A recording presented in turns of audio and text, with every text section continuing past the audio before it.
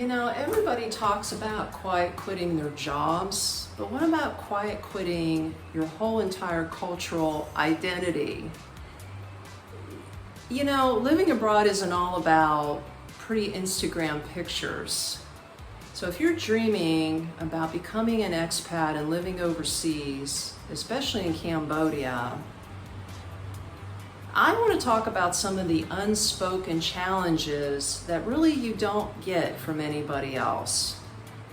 You know, it's not always eat, pray, and love.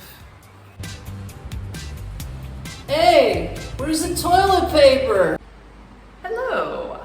Why am I showing you my bathroom? Because this is the very first challenge that I want to go over with you when coming into Southeast Asia, and in particular Cambodia, but you can find this anywhere in Southeast Asia, okay?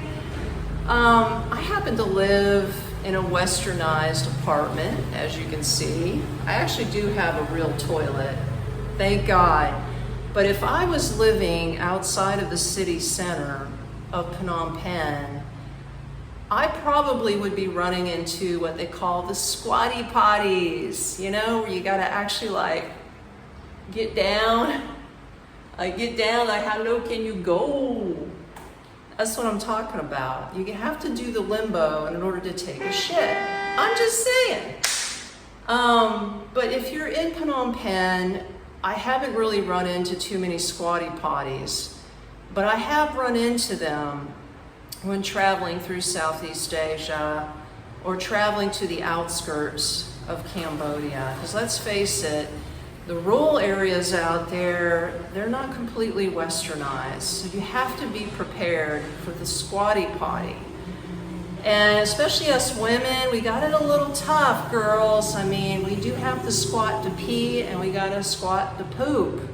Now you guys, if you just gotta do a number one, you're pretty much set. You got a built-in hose, you know, you can just do it standing up.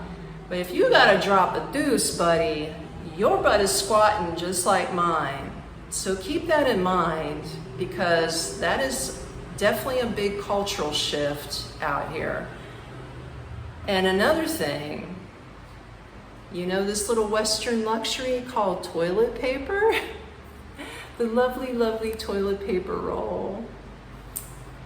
Well, let me tell you, I hate to break it to you guys, but not every public restroom in Phnom Penh carries toilet paper. So, there is a big reason for that. Number one, a lot of the pipes out here on the plumbing is not equipped enough for you for you to actually flush this toilet paper down the drain. So what they'll do when you're sitting in a public restroom, they'll put a sign. Let's say you close the door, right? You come in, you close your door, and you're sitting on the pot, right? There's a big sign that's going to be written right in front of you in their language and in English, and it's going to say, please do not flush the toilet paper in the toilet.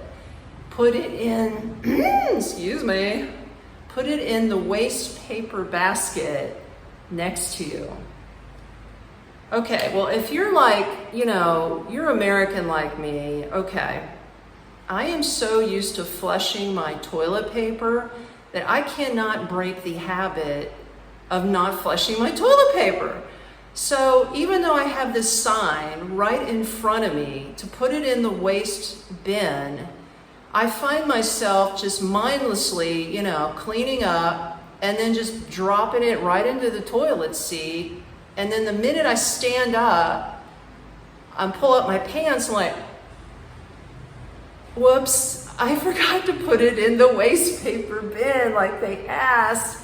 And I'm like, oh shit, I'm going to clog I'm gonna clog their toilet, right? So it takes a lot of getting used to break the habit, like as soon as you get done wiping, to remember to put it in the waste paper bin and then flush the toilet. So be prepared for that, because that's a big one. Now, the other thing I want to mention if you run into a restaurant or cafe, you know, some of them carry toilet paper and some of them don't, guys, okay? I'm just saying. In fact, a lot of them run out of toilet paper and they're not big on replacing it because they have something called a bum gun, okay? If you know what a bum gun is, it's the hose. It's like a portable bidet, okay? So everybody out here in Cambodia is used to taking the bum gun, squirting their privates when they're done doing their business, and then I don't know what they do after that. I think they just shake it, you know what I mean? They just shake it and pull up their pants and they go. And the whole toilet, when you walk in after the person who's used the bum gun, is wet. It's always wet. The floor is wet. So it's like you have to pull up, you gotta pull up your pants, you know, and you're walking in like pulling up your pants, or you gotta roll them up, even though you got your shoes on, right? And then it's like, I mean, I don't know about you, but like, I sort of like sit and hover over the toilet, you know what I mean? And then I take a leak, and I'll tell you what I do. Tip number one for me is I carry my own tissue, okay? I take a bunch of roll off of here, go like this, roll it up, you know, however the hell you want to roll it up, I'll just show you. Da-da-da-da-da, okay? I have my own bag, my own like travel bag or purse or whatever you want to call it, and I just stick it in the side pocket of my bag. So anytime I run into a situation where there is no toilet paper, I got toilet paper, baby, okay? So remember, take toilet paper with you.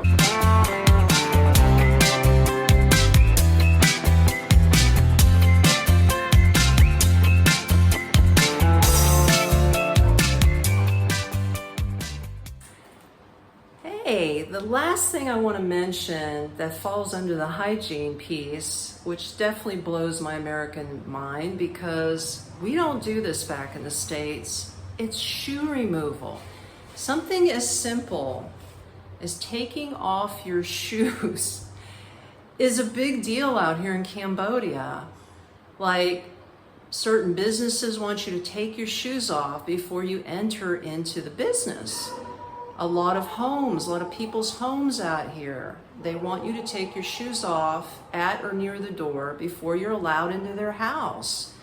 And not to mention the temples, guys, the pagodas, the Buddhist temples out here, all of them require you to take your shoes off before you're allowed to step inside the temple. So, my best advice to you is always wear slip-on shoes. It's hot enough out here. You really don't need to be wearing socks and tennis shoes, for instance, or any kind of like slip, you know, the ones that you can't like slip off easy. You know what I'm talking about. And definitely don't be wearing boots. Oh my God, your feet will stink so bad out here. But the easiest, best thing to do, like I just showed you, my pair of slip-ons, I wear them all the time. They're easy to get in and out of. So if I'm rolling up to a business and they say no shoes, I'll have a sign at the door. Then you just slip them off and don't worry about nobody, you don't have to worry about anybody stealing your shoes, okay? This was my American mentality when I first got here. What if somebody steals my shoes while I'm inside, right? And I still get that little feeling when I take off my shoes, whether I'm like walking into a Buddhist temple or I'm walking into somebody's business. I get that little feeling like, well, shit, I don't have a backup pair like on me. What if somebody steals my shoes, right? What am I gonna do? But I'm gonna tell you what, it is completely cool. Nobody is going to steal your shoes. Everybody got their own pair, okay? It's not that poor in Phnom Penh where they have to come around and steal your shoes. So get that out of your American brain and remember to follow this custom. This is their culture. just remember, like, you are a stranger in a strange land. These are their rules. This is what they live by. So just because we don't do it back in the States doesn't mean you can get away with it and not do it here.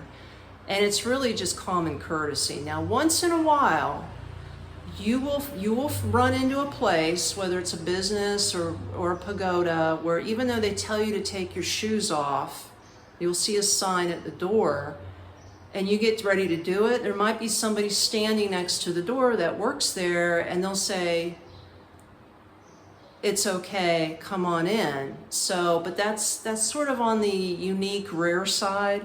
So just be prepared to take your shoes off. And hey, if you feel it's weird to actually, go barefoot in somebody's place, let me tell you, the floors are spotless everywhere. That is something that is really good. The floors are always clean in people's places and their businesses. I've never run into a super dirty floor.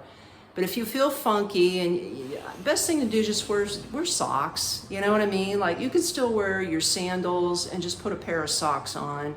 And this way you'll have socks on your feet when you enter somebody's place. So just remember that. Take your shoes off, okay?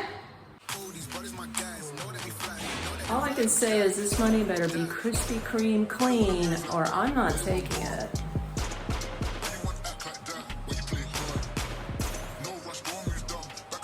All right, it passes. Thank you very much. Good doing business with you. Woo, it's so hot up in here. Oh, hi.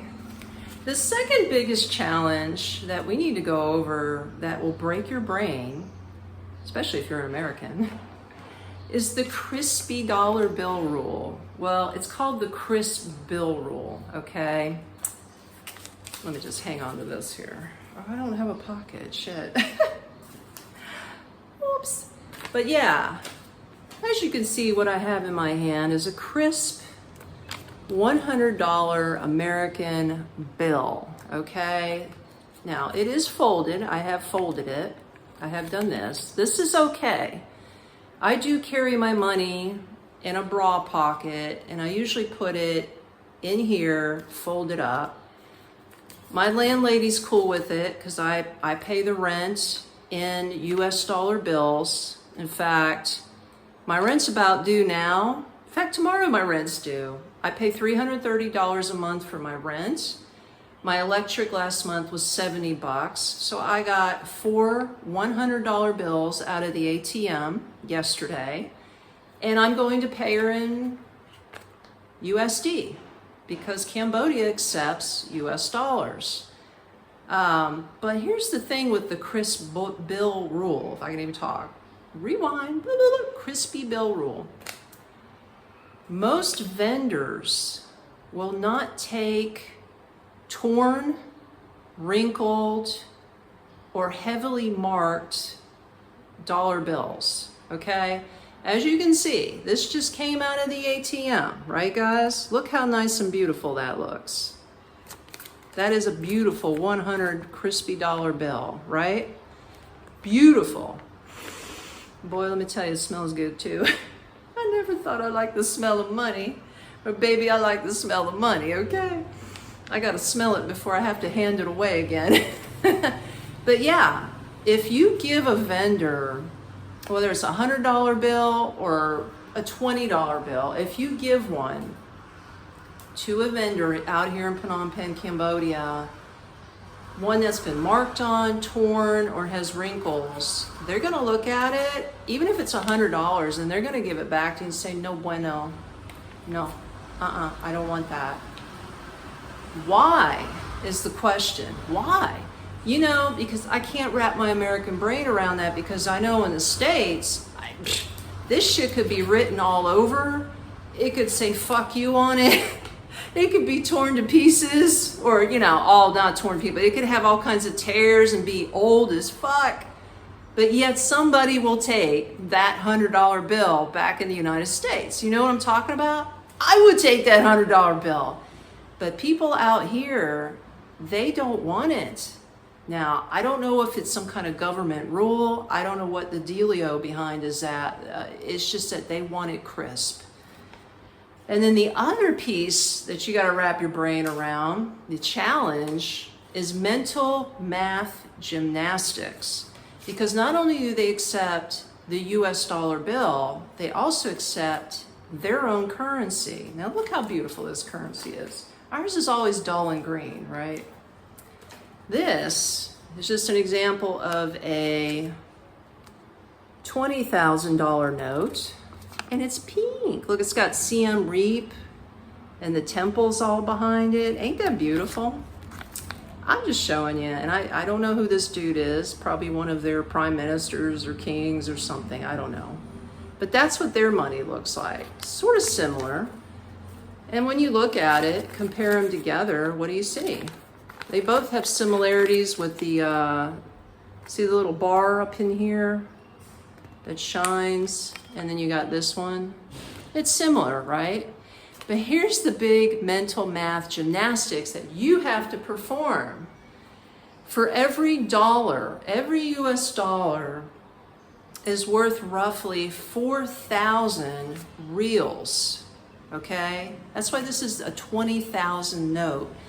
If you divide 20,000 by 4, you get the picture?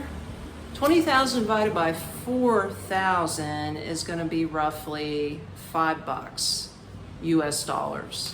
So you have to do the math in your head. Now,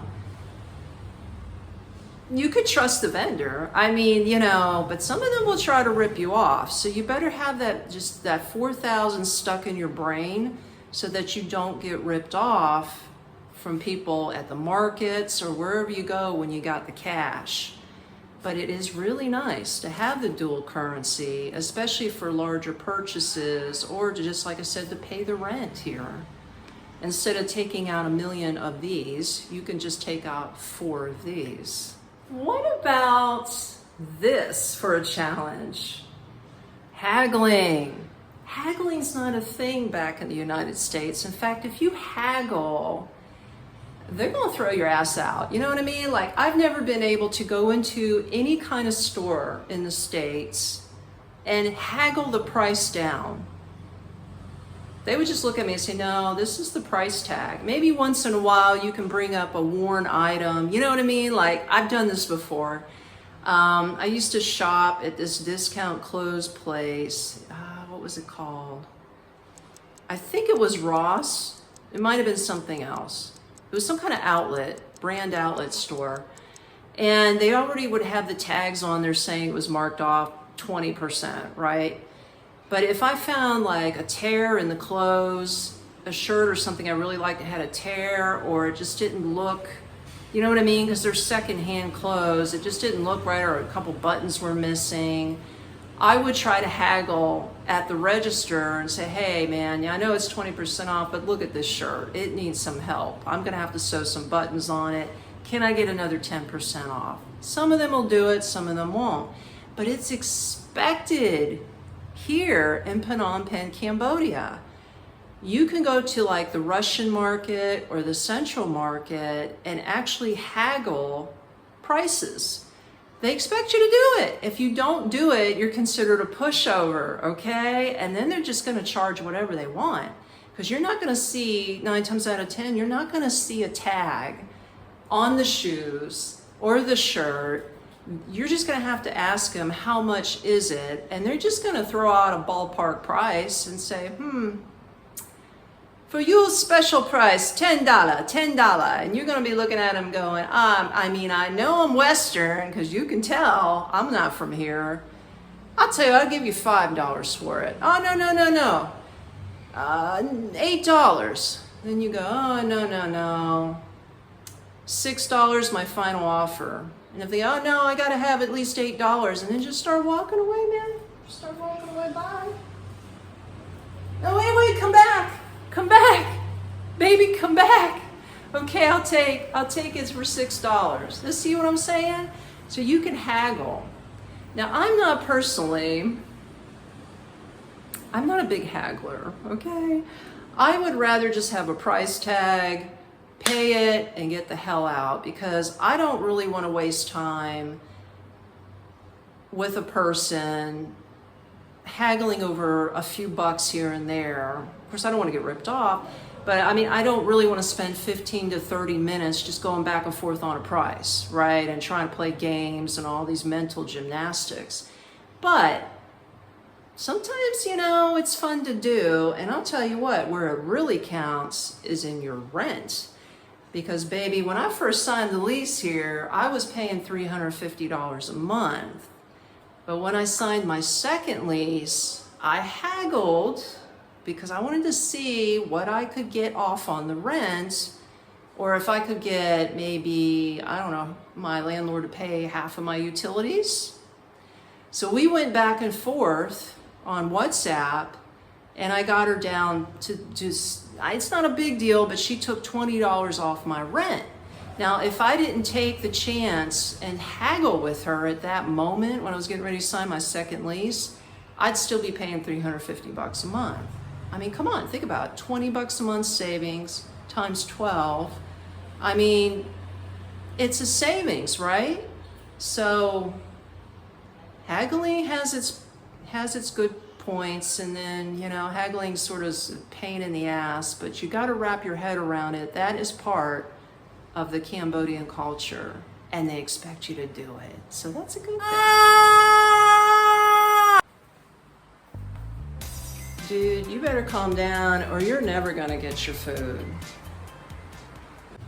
Okay, boys and girls, the last biggest challenge you will ever have out here in Cambodia is not to lose your cool, okay? For those of you that are very short-fused, are always in a hurry, and want things yesterday, it's not gonna happen out here, guys, okay? It's not gonna happen. I'm gonna give you an example. I went to a restaurant that was near the river out here, in the heart of the tourist zone, and I was chilling, having my lunch. Well, some dude, a Westerner, I think he was from Australia, had some kind of accent. He rolls up behind me and he orders his meal, and he got so impatient after 10 minutes. I don't know if he was in a hurry or what was going on, but he literally got up out of his chair, walked to the kitchen, and started yelling at the cook. I'm like, this dude's lost his mind.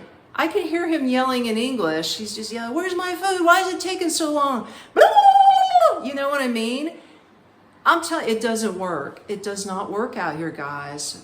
They will just look at you. The Khmer people, the Asian people in general, will just look at you like this. And they'll listen to you, and they'll let you scream your ass off, and they're just gonna look at you with a straight face, like it doesn't compute. Because you know, half the time, they probably don't understand what you're saying, because not everybody speaks English out here. And the other half of the time, if they do understand what you're saying, they don't care that you're in a hurry. The food's gonna be ready when the food's gonna be ready, okay? So, long story short, this dude from Australia blew his stack, yelled at the cook. They just stood there and looked at him, and he just stormed off, yelling and screaming at himself, like, cussing and screaming at himself, making his own person look like an ass, okay? The dude sounded and looked like a total asshole, yelling and screaming at himself, leaving the restaurant. And I'm just sitting there and I'm like, bro, it just doesn't work out here. It just doesn't work out here, man, because nobody cares that you're in a hurry. So that is the last biggest challenge that I present to you. Take your time. I don't care if it takes them 30 minutes to make a simple meal. I think I would rather have a very well done, well cooked meal and take my time than to be in a hurry and have it half cooked. And besides, I want them happy, okay? I don't want to upset my chef. I don't want any extra ingredients, if you know what I mean, being added to my meal. Hey, did you know there's many ways to support this cute little small channel that you just watched and got all these fabulous tips on? You can join my membership where we have really cool night live streams. You know, it's a different kind of vibe. You could check out my Cambo merch, all custom-made designs that you can look at on my website, nextstepunknown.me. Or you can go ahead, if you're not into buying merch, you can go ahead and just drop a few bucks clicking the Buy Me a Coffee link so you can buy me a coffee. Or let's say you're broke and you know you can't do any of that. Well, the best way you can support the channel is just by hitting the subscribe button and the like button so that other people can enjoy this type of content. It's okay to be broke, but just remember, all of those options are available to you. Anything is appreciated, and any of the links that you might want to click on are all going to be below this video. Thank you for watching, and before you go, you should definitely check out this next video.